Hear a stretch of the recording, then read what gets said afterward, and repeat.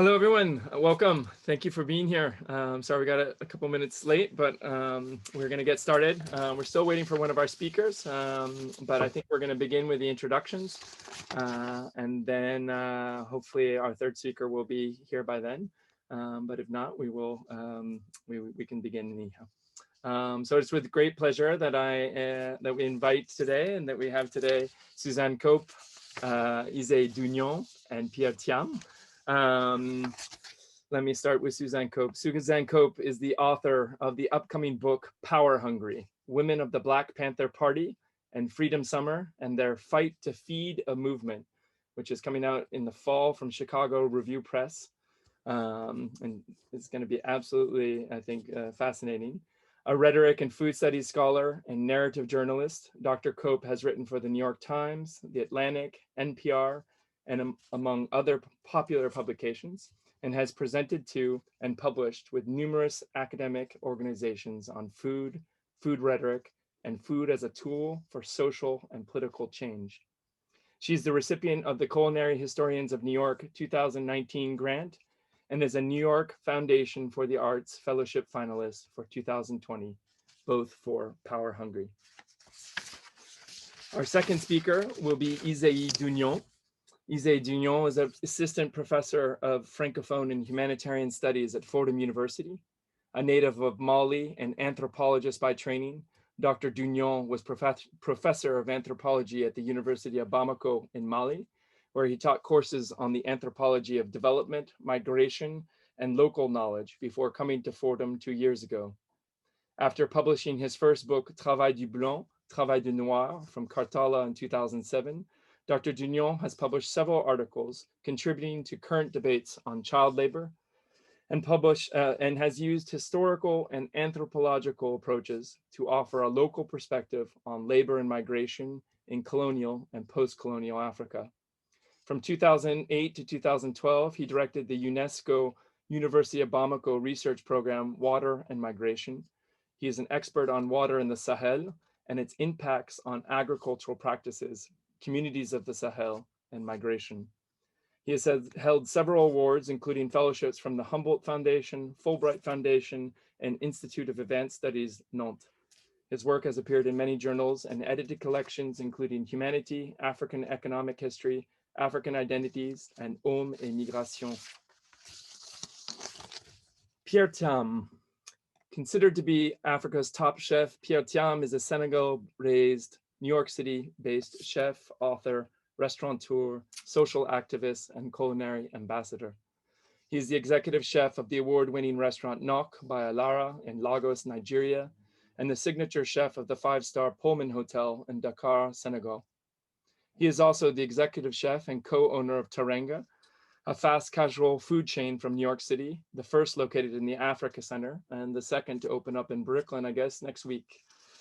His company, Yolele Foods, advocates for smallholder farmers in the Sahel by opening new markets for crops grown in Africa. Its signature product, Yolele Fonio, is found in Whole Foods, Amazon, and other retailers across America. Thiam's cooking style is at once modern and eclectic, rooted in the rich culinary traditions of West Africa. An expert on the history of food through colonization, race, and slavery, he has given talks all over the world, including a TED Global 2017 talk in Arusha, Tanzania, on the African supergrain, fonio. His several cookbooks have been finalists for multiple awards, including the Julia Child Cookbook Award, the Gourmand Award in Paris, and the James Beard Award for Best International Cookbook. Thiam has cooked for the King of Morocco, French President Emmanuel Macron, and former UN Secretary General Ban Ki-moon. And he sits on the board of directors for IDO.org, SOS Sahel, and the Culinary Institute of America's African Cuisine Advisory Council. We are very excited to have these three speakers here today. We are very, very sad that we cannot be sharing the pleasures of the table while listening to them. And anyway, we thank you all for coming. We will start in alphabetical order with Suzanne. Okay. It is beyond an honor to be sharing this panel with such esteemed colleagues. So thank you. And thank you so much for inviting me and for having me. I do not normally I do not normally operate with slides, so so I figured out how to do this, but now I'm forgetting exactly how to do it. How to share, but still have my notes with me. Anyway, I am so excited to be talking with all of you guys about this topic that I've been researching for a number of years, feeding the revolution, the use of food as a weapon of resistance in contemporary post-colonial North America. And it brings in some of my research from my book project. And I'm sorry, I can't make this full screen. I'm not that technologically advanced when it comes to PowerPoint or it comes to Google Slides. So I am excited to read you a little bit and show you a couple slides as well, a couple images, and I will keep it to about 10 minutes. Many citizens of the United States of America think of their country's origins as stemming from a revolution against British colonization while basing their American identity on various interpretations of freedom. Ironically, much less examined as the United States' economic, cultural, and/or political colonization of other nations and groups. Nitza Villapol was an American-born chef, television host, and best-selling cookbook author in Cuba, starting in the late 1940s. She was born in Harlem, and she returned to Cuba when she was 9. And by her 20s, she rose to national prominence, teaching Cubans to make popular American and European-influenced dishes, such as lobster thermidor and pasta salad, that were primarily from ingredients imported from the United States.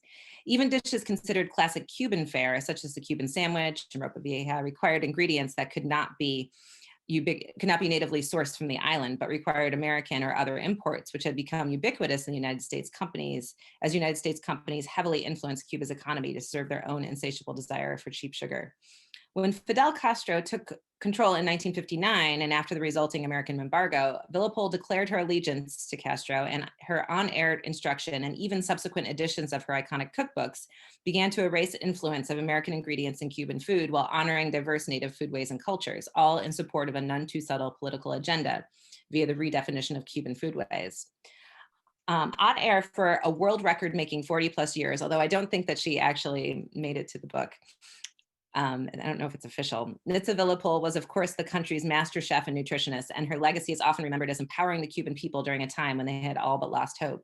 But Villapol's legacy wasn't limited to just the act of cooking a meal. Cuban essayist and poet Antonio Jose Ponte gave a speech a few years ago on Cuban food and culture. The confluence of two is still very much active in Cubans' minds. He quoted Karl Marx's title, "We have no recipes for the future of food," and later referred to a perhaps apocryphal story of Fidel Castro giving a lobster recipe to a foreign interviewer. These men, quote, "weren't talking about food when they talked about food," he said. "It's not about lobster in the sauce, but rather about power in its sauce thickening." And for Nitza Villapol as well, she wasn't seeking political power or even cultural popularity in her more than 40 years in the public eye, but she had power to help people feed themselves and their family, and power to support local farmers, honor indigenous culture through their foodways, power to support and recreate the Cuban identity. There was power in her sauce, and she was talking about food, but she also started a conversation about so much more. And so here are just two examples from her cookbook, and there's multiple versions out there. And if you were to compare pre-1959 with post-1959, you'd see some changes such as this. And so this is talking about, she's explaining pie to her readers, and you can read it. And you see this, this none too subtle lesson in here, history lesson. And then we also have Congri, which is also, which wasn't in her first book and then was added to her, to subsequent editions. So moving on to the Black Panther Party. And these, I just was allowed back. I was speaking to some of you folks, and I was just allowed back in the archives on Monday, the Thiam archives at NYU where I teach. And I just found this artifact, and it was an actual pamphlet from the time, from the 1960s. Originally called the Black Panther Party for Self-Defense, this Oakland, California community activist group started in 1906 and is most commonly known for protesting and challenging rampant police brutality. Although their manifesto, called the 10-Point Program, pronounced their mission as fighting for access to healthy food, housing, and healthcare, early media coverage characterized the Panthers as militant and potentially violent extremists. Their 10-point program made clear the distinction between the white capitalist ruling class and the Black people the Black Panthers sought to serve, and later rhetoric described this relationship in colonialist terms. This language is among the reasons they were vilified in the press and by the FBI and local law enforcement as well, using racist tropes as well as other intimidation, violence, and false arrests. However, when in the fall of 1968, they began their free breakfast for children program, which quickly expanded, I'll just move on to the next, if you can see it from there, which quickly expanded around the country, the Black Panthers' popularity rose noticeably among the people they served as well. The Panthers' people-focused survival program initiatives, as they called them, of which the breakfast program was the centerpiece, changed not only community members' perceptions of the Panthers themselves, but the breakfast program also helped educate these communities politically. This political education occurred in part through their empowering of children, whom they helped to honor their heritage and better understand the true nature of the power structures in which they lived. So it's important to note that the Black Panther Party did not establish the Free Breakfast for Children program or any community program as a means to manipulate public perception. Rather, these efforts were part of their core mission and a reaction to the rightward movement of local and national politics. The Free Breakfast program both filled a community need, the feeding of hungry children, and provided a model for their socialist ideals. Likewise, the nationally distributed Black Panther paper called Black Panther critiqued government policies around food, healthcare, and education, among other topics, which provided an additional rhetorical perspective to their on-the-ground activism. Chicago Black Panther Party member Deborah Johnson, who would later be known as Akua Njere, reflected, "We know that people didn't have an understanding of socialism or communism, and they might say that they're against that, but people basically thought that children had a right to be fed and to learn on a full stomach." It was also called show and tell, as New York Panther Dekwi Kiani Siddiqui told me recently. As a result, the Panther Party, however unintentionally, created a rhetorical homology, according to Brummett, that aligned the Free Breakfast for Children program with a larger rhetorical socialist ideas of supporting community health and well-being. Their discourse about and around the Free Breakfast for Children program demonstrated the program as a model, creating a linkage between discourses that can move beyond the immediate time and space. While the Black Panthers' intent was to feed and educate their local communities, which had the potential to activate localized power, the media amplified this message and thus the rhetorical power of their work. And it wasn't for, you know, I don't want to infer at all that it was all positive. It definitely was not, although the Free Breakfast program certainly, you know, made the media see them in a more positive light. The media vilification of the Black Panther Party was strongly influenced by the propaganda campaign waged by the FBI's COINTELPRO initiative, led by FBI Director J. Edgar Hoover. And the rising popularity of the Free Breakfast program was seen as so powerful in changing public sentiment of the Black Panther Party that an internal memo from the director noted the following. And I'm just going to read what's in yellow. "Consequently, the Breakfast for Children program represents the best and most influential activity going for the Black Panther Party, and as such is potentially the greatest threat to efforts by authorities to neutralize the Black Panther Party and destroy what it stands for." So the FBI found this to be their greatest threat, feeding children.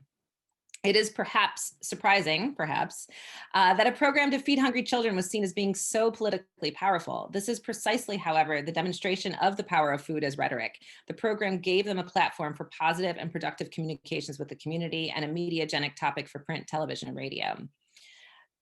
Through the Free Breakfast for Children program specifically, and the survival programs more broadly, the Panthers were their own best argument for a more socialist society and making visible the ills of the existing white colonialist power structure. And now the last group I'll talk about briefly is the I Collective, which is working today. They're a group of indigenous activists from around the United States, Canada, and Mexico, focusing on food sovereignty and political activism. The I's stand for Indigenous, Inspired, Innovative, and Independent, and their current members must all affirm a set of values to join, including anti-racist language and support for Latinx rights. These groups are also indigenous and separated from American Indians by artificially constructed borders. They also operate as a collective without established township and with a conscious effort to amplify the voices of female members, which is also reflective of the female leadership roles practiced by most tribes. And this is also reflective of the show and tell philosophy of the Panthers. The I Collective activism and anti-colonialization efforts happen both at in-person events that usually involve sharing pre-colonial food and on social media, most commonly Instagram. This group operates at the intersection of Native traditions and values and modern media and popular food culture. Their Instagram feed is their main mode of conversation. Well, here's an example. And while they don't boast the number of follows that many influencers have, they have been called influential by different media groups. And their posts include information on events where their members will be present, and also typical foodie-like posts that honor Native foods and direct posts challenging colonialism. So this first one, I'm only going to read a small part of it, and it's a video that unfortunately I don't have the full video, but as a collective, we love cooking for folks, but it's even better when cooking with folks.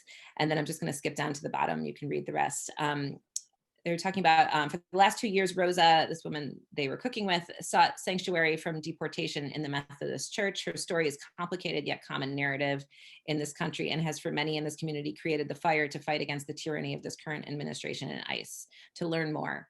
And so they're connecting this directly with the political action and with the political ideology. And here's another one that's operating in a different way. It says, when you're a village Indian at heart living in an urban environment, you do what you can to get that dry moose meat. And then to move down, when you live in urban places and aren't on your traditional lands, you have to improvise. This speaks to the resiliency that we have as indigenous people to keep fighting for that traditional knowledge colonizers work so hard to take away. Tell us some of your urban Indian improvised techniques. So it's clear who their audience is, and it's clear the conversation that they are engaging in. In all of these examples, we see a clear connection between foodways and the fight against colonization or colonizer practices, past and or present. Foodways serves as the conduit, both for the message as well as for the events or actions that the posts are representing. And another example of Brummel's homology. Further, at their meal events, they bring in anti-colonialist cuisine like Nitsa Villapol might have, with the rhetoric of the Panthers, calling white people at the event colonizers and reminding everyone of the real history and lasting effects of colonization through foodways and more broadly. Despite these differences, I'll leave you with one last thought here. These case studies, while spanning time, geographic location, and political context, among other differences, share similarities of approaches to the use of food as a political weapon against American colonization. They use the power of media to connect to a broader audience and the audience's connection to food as both a daily necessity and a socio-political and cultural capital to reinforce a political agenda that is about so much more than what's on the plate. Thank you. Isaie. Okay, thank you, Andrew, and thank you to all who've been able to come today. I would like to talk probably after Pierre, but as Andrew scolded that I have to talk after Suzanne, I will do my best to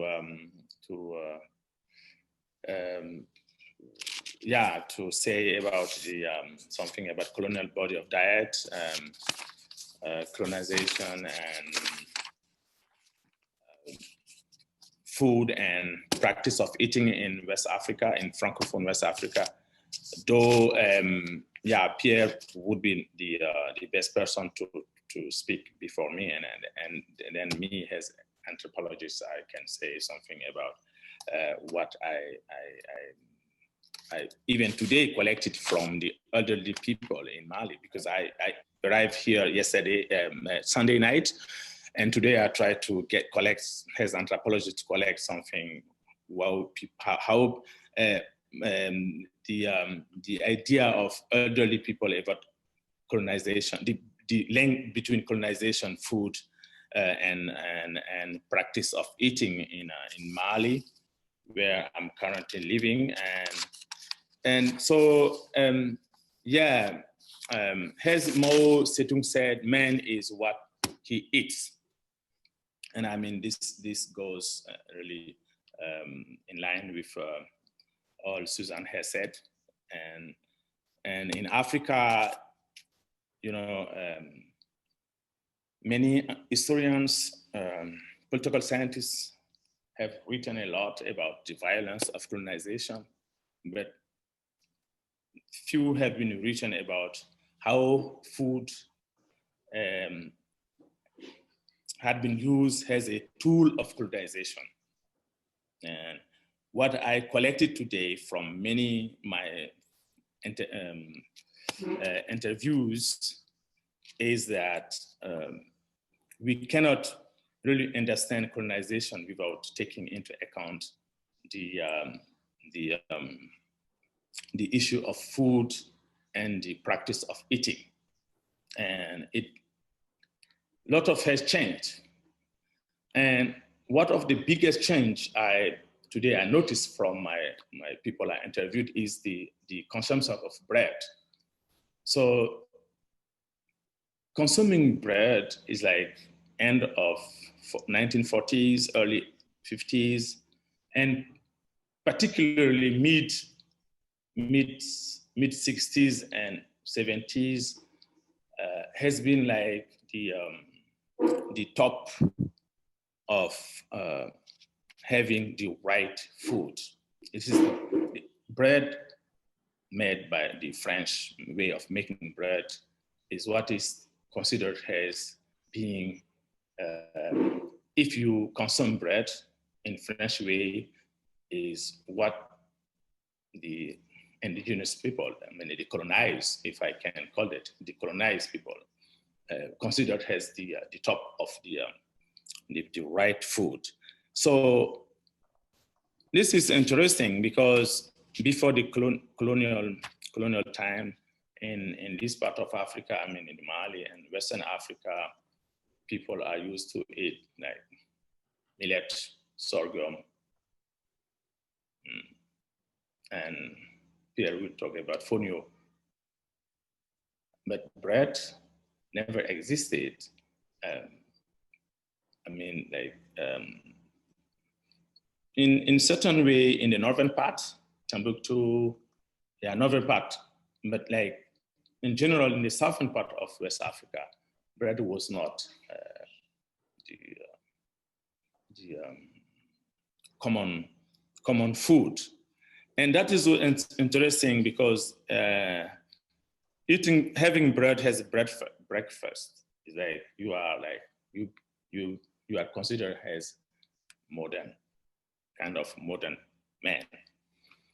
The second food, which they think was a tool of colonial identity, of making colonial body, was the salad, lettuce, tomatoes, carrots, like having salad after your main food. And that, for me, it is interesting. I always thought that salad is the lettuce, tomatoes was a part of African food. And I today heard that this is totally colonial food and colonial way of pushing African to cultivate lettuce and other ingredient. This goes with that goes with salad. And so it is a way of maintaining the bodily security of the first of all the colonial master, and then those who work with the colonial master and who introduce this food into their kitchen in Africa. So it is. I learned as my issue, I would say my general issue of research is not food, but today I learned a lot about this, how food has been used as power and identity. And because the changing of in West Africa, how many people they adopted the European, the French, in terms of in case of Mali, we can say of a French food. So the adoption of French food went hand in hand with the building new identity of citizens, new identity of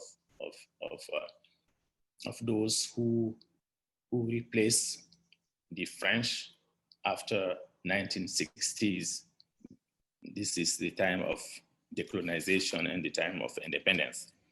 And recently, like mid of 70s or end of 80s, what I learned from my interview is that people now try to come back to food, African food, and the indigenous food before colonization, like the millet, the fonio, the beans, African beans, which have been rejected as wrong food, not good food, food which not build very nice body, and bread even is considered like, yeah, they say bread is for the poor because bread is cheap. People are eating bread because it's very cheap compared to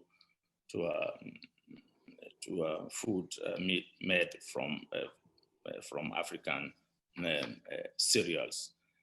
So what I can add to my to that and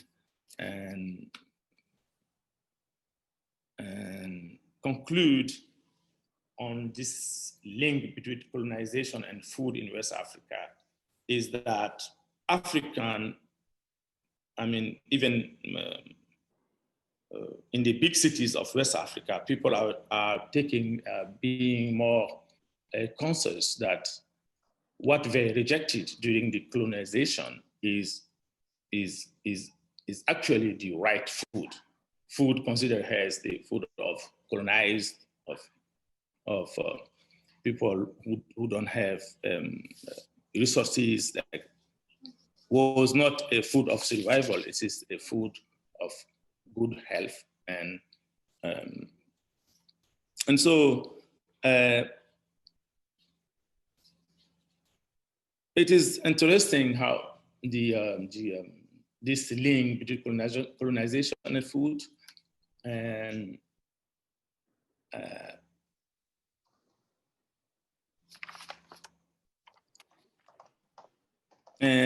the practice of eating, because practice of eating changed a lot in the cities, mostly the big cities. And today, like if you take cities like Bamako or Dakar, most people are eating what we call the Italian what is the name? I forgot even.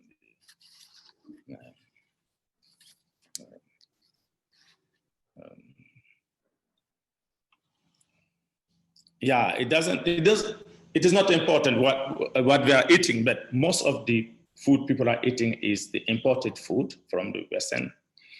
And African food is becoming more and more expensive. You take the chicken, like imported chicken, in Mali they call it the legs of George Bush, because this is the imported chicken from US or from Europe. And the African local food is more expensive. It is not the case 20 or 30 years ago. If something comes from the Europe, it is the best.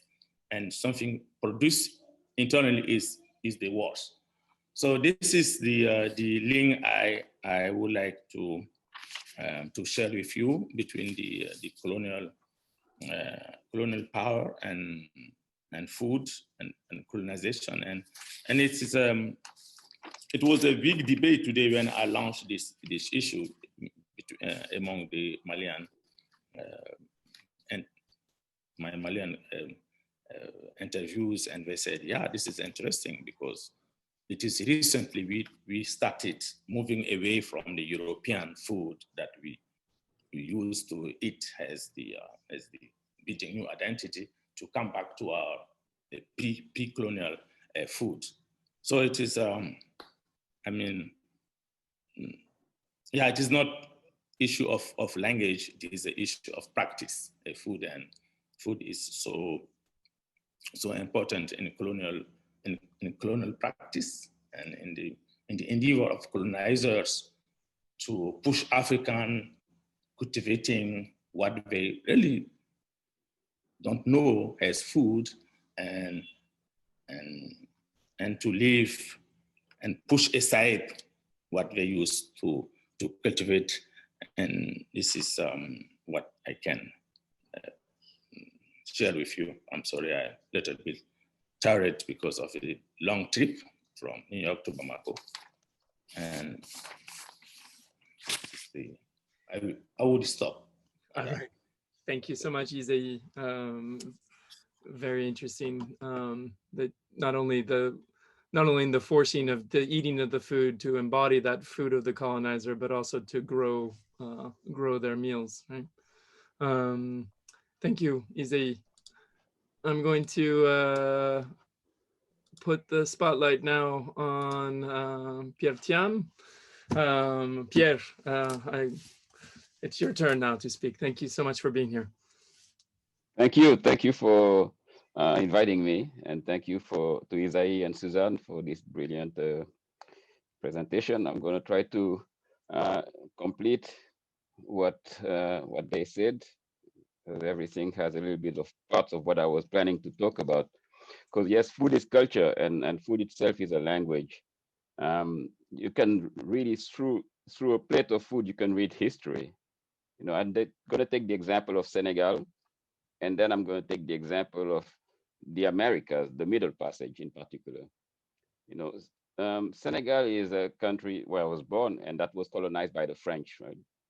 It's located in the most western coast of Africa, right next to Isaie's country, Mali. And in Senegal in particular, colonization has had a lasting impact on the food system. It's an area that's located south of the Sahara, so it's the Sahel area. It's very dry. You know, we grow millet, fonio, sorghum, like as I mentioned. But since colonization is based on exploitation, the French were interested in turning Senegal rural land into a peanut and cotton growing region. Peanut was transformed into peanut oil for European markets, and the same for cotton into textile. The heavy promotion of the agriculture of peanuts turned Senegal into one of the world's largest peanut producers, producing almost 1/4 of the world's peanuts in the early 1960s. French wanted Senegalese farmers to focus on growing peanuts and cotton, and then since that was cash crops, we had to figure out the way to bring our subsistence crop, and that's how we began to import it. And that was really the worst thing that could happen, because even today, 60 years after independence, we are still importing a lot of the subsistence crop. You know, and conveniently, Indochina, which is today's Vietnam, which was also colonized by the French, by the way, became our supplier of broken rice. For those of you who don't know, broken rice is the debris of rice that are left after the processing of rice. So it's like this substandard rice that's obviously less nutritious than the whole grain of rice. But the French managed to turn it into a favorite one in Senegal, a favorite grain. It became the choice grain for our national dish, ceebu, which is a delicious dish, but with the broken rice is not as nutritious. And like I said, 60 years after independence, we are still importing broken rice. There are no other country in sub-Saharan Africa which is so food import dependent on one specific ingredient, rice. According to the FAO, more than 95% of Senegal rice import is broken rice.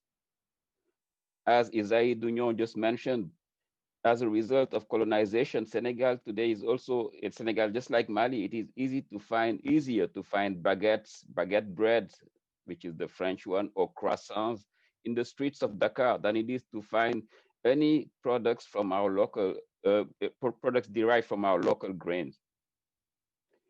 We don't grow wheat, but we still import wheat, which is amazing, because every Senegalese needs to have these bread baguettes for breakfast, at least for breakfast, once a day. Paradoxically, Senegal has an old rice growing region in the south, in Casamance, which is where my family is from. The Oryza glaberrima, which is also known as the African rice, is one of the 2 principal varieties of rice in the world. That African rice growing region spreads all the way from southern Senegal to many other parts of West Africa, Guinea, Liberia, Nigeria, etc. During slavery time, human beings from these rice-growing regions, people from those regions were kidnapped into slavery and brought to areas like the Carolinas, for instance, but also Brazil, Mexico, and all Southern America, just because of their expertise in growing rice. And they wanted them to bring that expertise in the Americas. The Carolina, for example, it became a boon for the economies of the Carolinas. It was even nicknamed the Carolina Gold. And like I said, all the way to Brazil, we can still see how that rice culture that was brought by captive Africans had transformed the economies of those countries. It can still be seen today. The rice make them prosperous. However, the development of rice plantation depended on the appropriation of African expertise and labor, as I just said. The story of how rice, our own rice, became immensely successful across the Atlantic and neglected at home is a case study. But that's another story. Black people in America have long used food as a means of resistance, rebellion, and revolution since being forcefully brought here in the late 1500s. Food has always been a part of the culture and identity of our communities.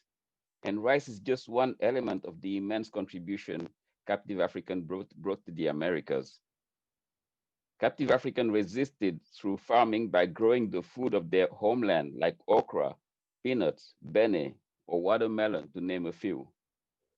This food kept us connected with our culture, which is an act of rebellion in itself.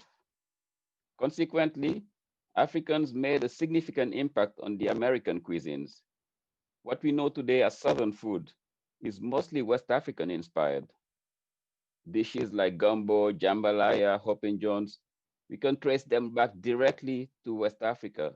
Gumbo is supu kanja in Senegal. Mali has a version of it. Nigeria, they call it okra soup. That's the same okra-rich seafood-laden soup that over rice. That's the same exact recipe with slight differences. You know, like in West Africa, we add palm oil to it, which you don't see in Louisiana or New Orleans. But you can see it again in Brazil. They call it dende oil. And the same with Brazilian, Caribbean, and even Mexican food. You know, tamales, for instance, can be traced back directly to Nigeria, where it's prepared wrapped in banana leaves, just the same way it is still done today in Veracruz, which is the African region of Mexico where tamales is from. As Susan Cobb just explained, food was also a central part of the mission of the Black Panther movement, which was deemed as the greatest threat to the internal security of the country by the US government. The Black Panthers were committed to food justice, as we heard from Susan. Their rallying cry was, we want land, bread, housing, education, clothing, justice, and peace. They brought free meals, like Susan explained, to schools for the students who didn't have access to food. Many students were coming hungry, like it's still happening here in America. We just saw with the COVID-19, my restaurant in Harlem, Teranga, we were part of an organization that was bringing food to shelters, to kids who didn't have access to food anymore because the schools were closed. So we were able to contribute this way. So that's something that the Black Panther had started from the beginning. You know, they realized that bringing breakfast to kids to allow them to start school without being hungry would make such a big difference. And the US government saw that as a threat. And that was so scary to them. It was so powerful that the police conducted raids while children were eating. Yet this inspired similar programs by the government. You know, today we have like school feeding program that was inspired by the Black Panther movement. There are other similar programs that existed through food. The Nation of Islam, for instance, had a similar program that was in the African American community. There are so many examples of resistance through food across the Americas. The examples of colonization in Senegal and of the Middle Passage just highlight the importance of food as a powerful weapon of both oppression and of liberation. And that's pretty much what I wanted to talk about today. And sorry, I don't have a slides because I didn't have a confirmation of this event until just a couple of days ago. And I'm not as savvy on slide as Suzanne. Suzanne, thank you again for this beautiful way of presenting it. I wish I had access to my slides today. But I hope that was satisfactory, at least. Andrew? It was fantastic, Pierre, and I'm sorry you didn't get to show the slides, but it's totally fine without slides, because the most important part of this is beyond what each of you have said, and it's fantastic to see the kind of connections between each of your presentations, which is unexpected because we didn't know exactly what you were going to speak about, is the second most important thing here is the questions, particularly from our students. And so I'd like to turn it over to them now and everyone else who has come.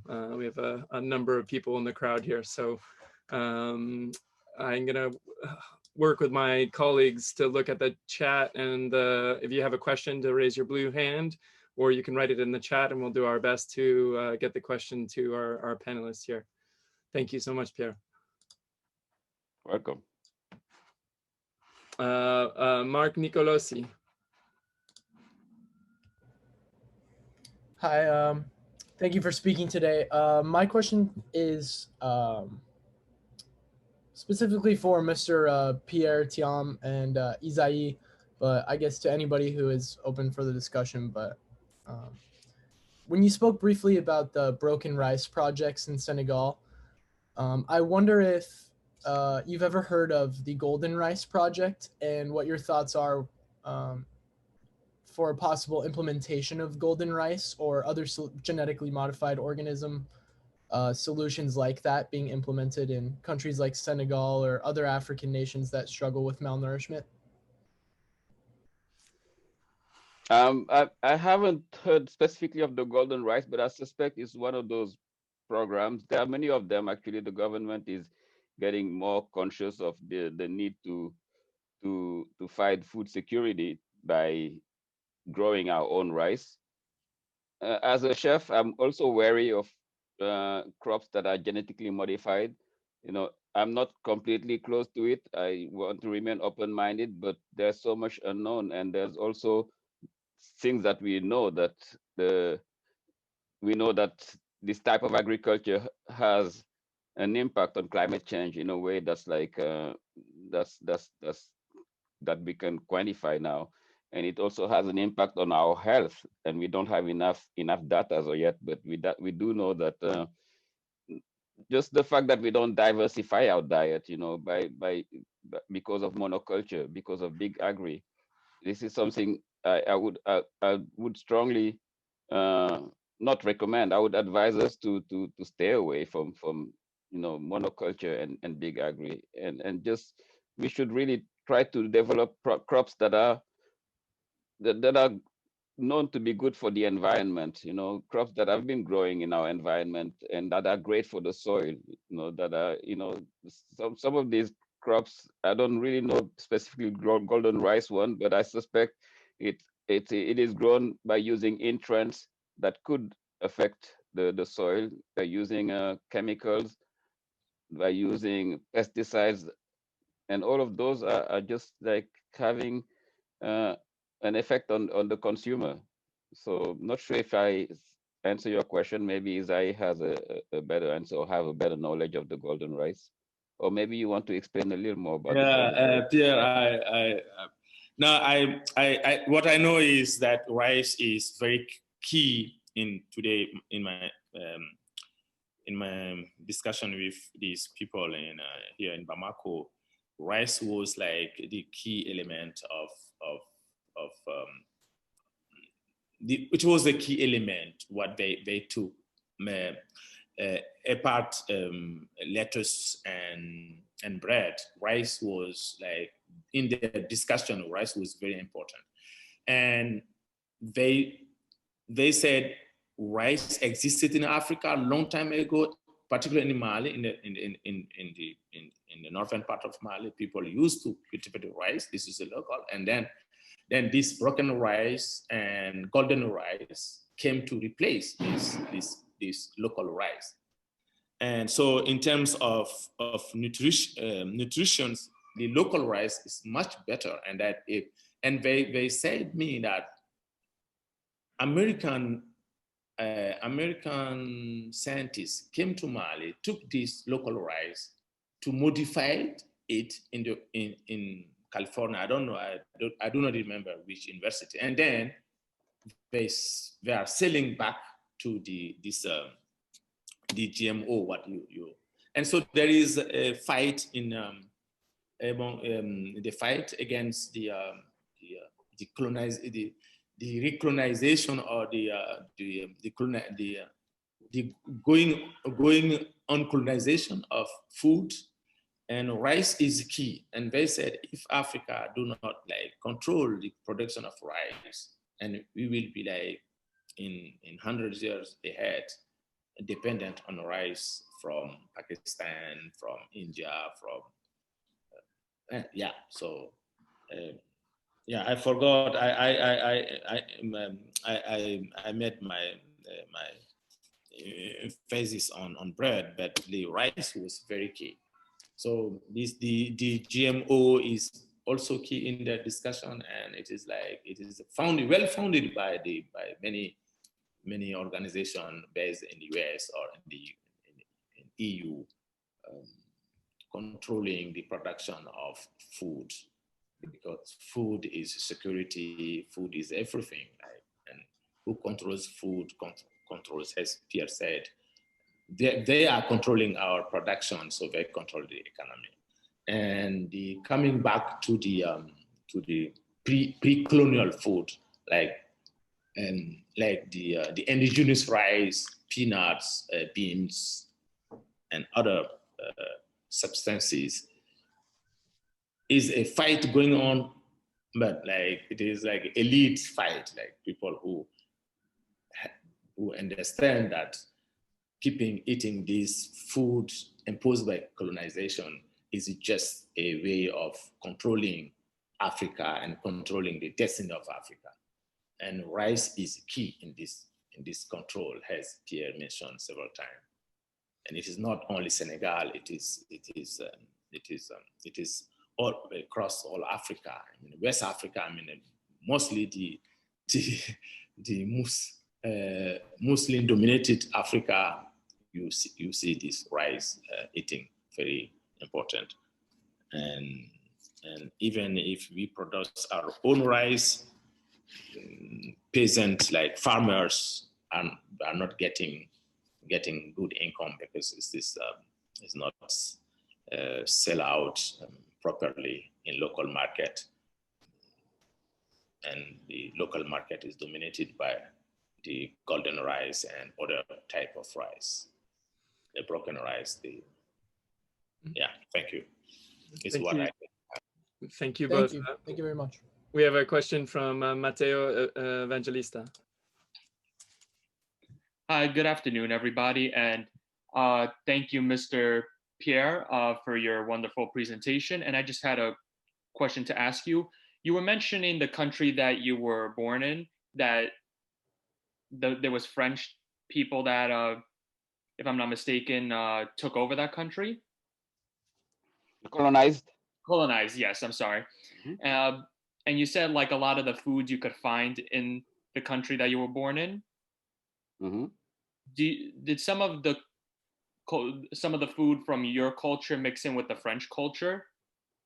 Like, Yeah, absolutely. That's the example I was mentioning when I said how it's easy to find baguette breads and croissants in every street corner of Dakar. Dakar is the capital city of Senegal, where I was born. But I would say every corner of Senegal, you would have baguette. You'd see baguette for breakfast at least.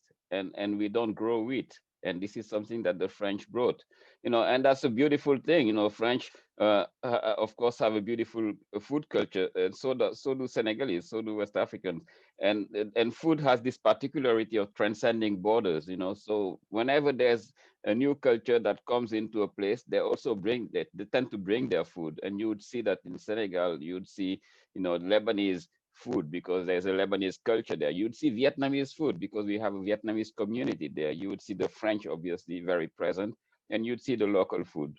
So yes, the food transcends borders, and that's a beautiful thing, I think. Only we need to have a better control of it, and we need to produce our own food, and then, accept the other part that's beautiful from the other cultures. Thank you, Lisa Richter. Thank you so much to all the speakers, and thanks, Professor Clark. My question is also for Pierre specifically. I think there's like a very arbitrary colonial tendency in the States to see food from the West as sort of like better, or certain ingredients as like inherently better than others.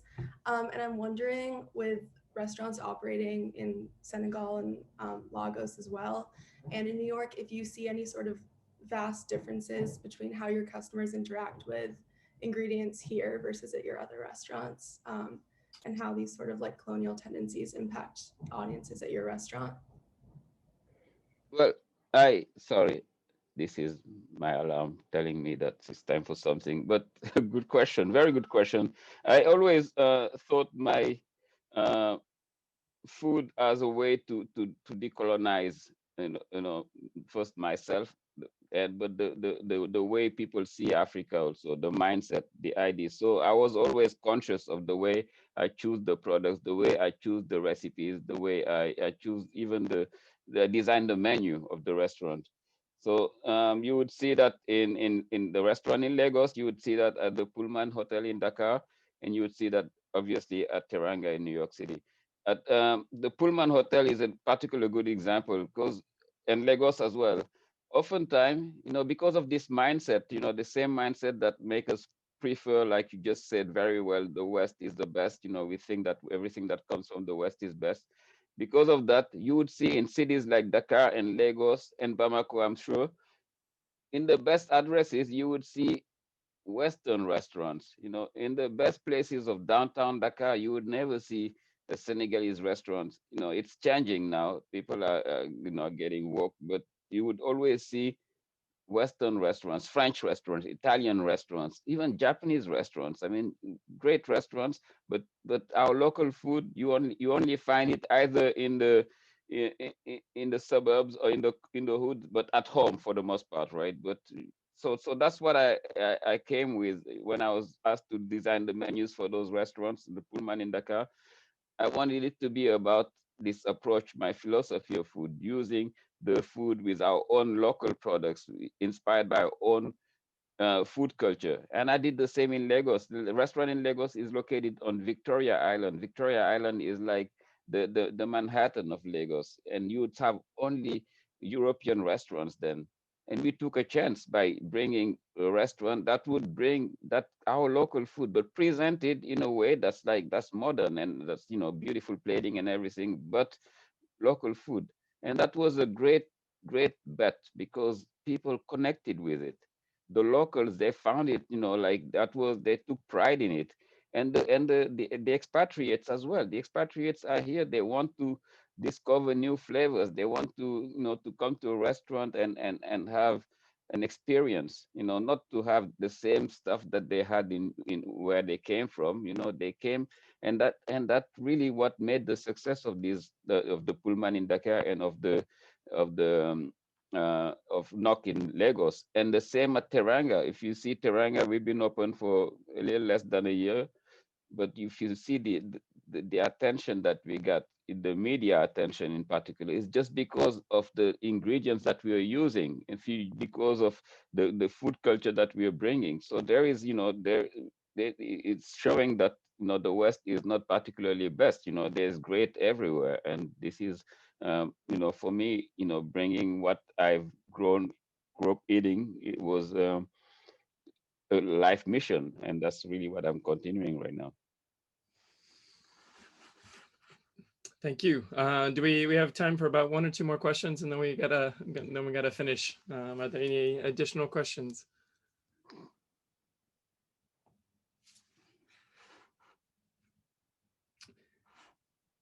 Suzanne, maybe you could talk. We have Ver Sogueco.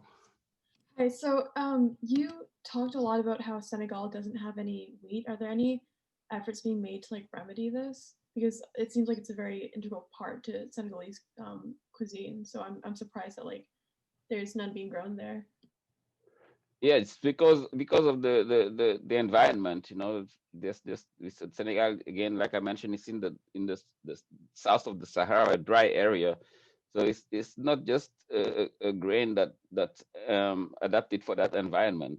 You know, there are grains for different environment, and wheat is not the one for Senegal. I mean, there are small productions of it, but you know, it's also heavily, you know, boosted by chemicals, and it's just not the kind of products you want to eat. It's just not a grain for Senegal. I mean, maybe you could mention briefly what is the grain for Senegal? The grain for Senegal is fonio. Thank you for allowing me to talk about it. Fonio is an ancient grain. Actually, it's a grain for much part of Africa. Actually, it's oldest cultivated grain in Africa. It's a gluten-free grain that's very, very nutritious. And you mentioned my company Yolele earlier. Yolele is bringing fonio to the US. We're distributing it all across the US. In all the Whole Foods, you can find our fonios now, and you can find our fonio pilafs that we just added to our list of products. We have 5 fonio pilafs, all inspired by West African traditional recipes, and it's just a great grain. It's light, it digests easily, and it's you know, as maybe Andrew can confirm, it's delicious, very delicate, and it cooks in 5 minutes. And you're not depending on one of the other 4 grains, which dominate all of our lives. Exactly. It's important to diversify our diet, and that's why, you know, we need to support grains like fonio or others. Suzanne, I thought I just wanted to know a little bit more about the origins of this food program of the breakfast program of the Black Panther Party. Do you have any more back information in terms of how it was started and where it was?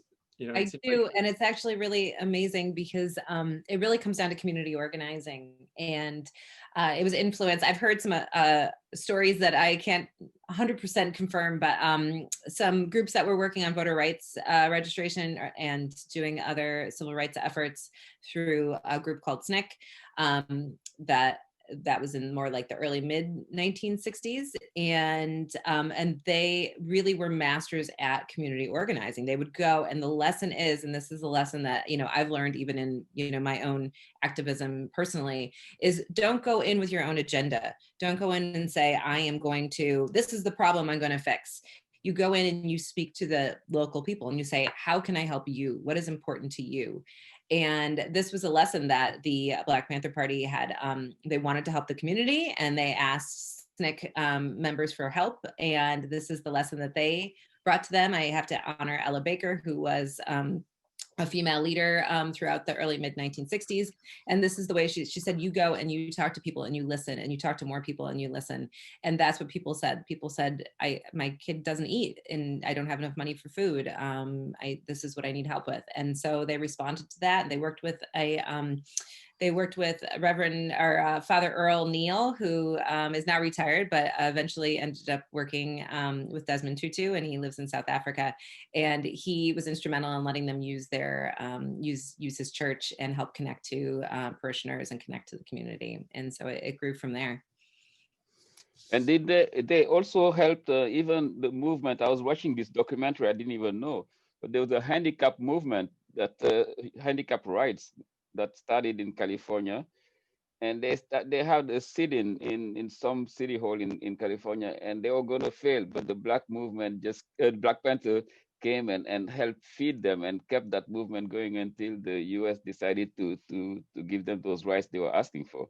I haven't heard that story, but I'm going to look that up. But I do know it's amazing. The more research I do, of which I was saying earlier to some folks that I just finished my first draft, but I keep doing more research and saying they were involved supporting postal workers. They were I knew this, they were involved very heavily with bringing acupuncture to New York City beyond the Chinese community. They were involved in taking over healthcare facilities to demand better healthcare.